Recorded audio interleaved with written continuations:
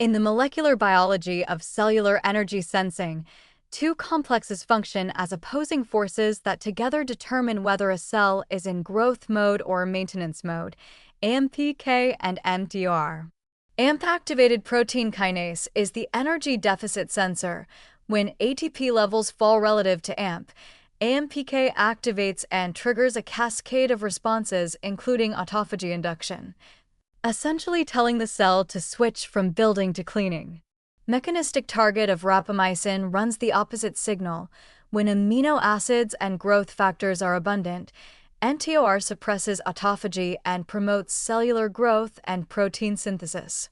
The balance between these two systems determines the baseline rate of cellular housekeeping, and it turns out that colorful plant-based whole foods influence this balance through a remarkable variety of converging mechanisms. The polyphenol category is where the most compelling plant autophagy connections are concentrated. Quercetin, found in onions, apples, and capers, directly inhibits MTR and activates AMPK through mechanisms that partially overlap with those of the diabetes drug metformin, a connection that has attracted significant research interest. EGCG from green tea activates AMPK and appears to modulate BECLIN-1 expression. Resveratrol from grapes and berries activates SIRT1, which deacetylates autophagy-promoting proteins, producing effects that partially mimic fasting. These are not supplements being discussed. They are compounds present in commonly available whole plant foods at concentrations sufficient to produce measurable cellular effects in controlled studies. Provitamin A carotenoids from orange and red plant foods, beta-carotene in carrots and sweet potatoes, lycopene in tomatoes, lutein in leafy greens, contribute to the antioxidant protection of the autophagy machinery while providing precursors for retinoic acid, which, as discussed, regulates autophagy gene expression directly. Vitamin C from bell peppers, kiwi, and strawberries supports the redox balance that allows mitophagy to proceed without excessive oxidative interference. Sulforaphane from broccoli and other cruciferous vegetables activates the NRF2 pathway, which upregulates the body's own antioxidant enzyme systems and has been shown in multiple studies to induce autophagy in cancer cells and aging neurons.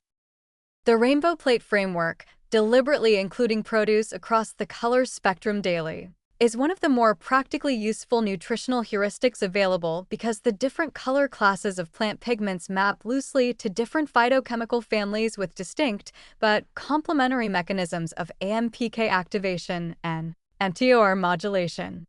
Red and purple foods provide anthocyanins. Orange and yellow foods provide carotenoids. Green foods provide chlorophyll, sulforaphane, and vitamin K. White and allium vegetables provide quercetin and allicin.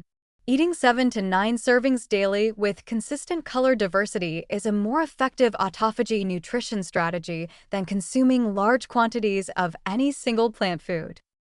The organic priority question is not purely ideological from an autophagy standpoint.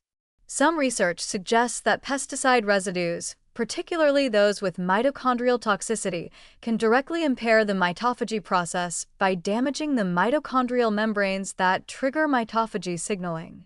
For high pesticide crops like strawberries, spinach, and bell peppers, prioritizing organic or washing thoroughly addresses this concern at a practical level. Frozen organic produce provides an economically accessible route to phytochemical richness without the full premium of fresh organic options.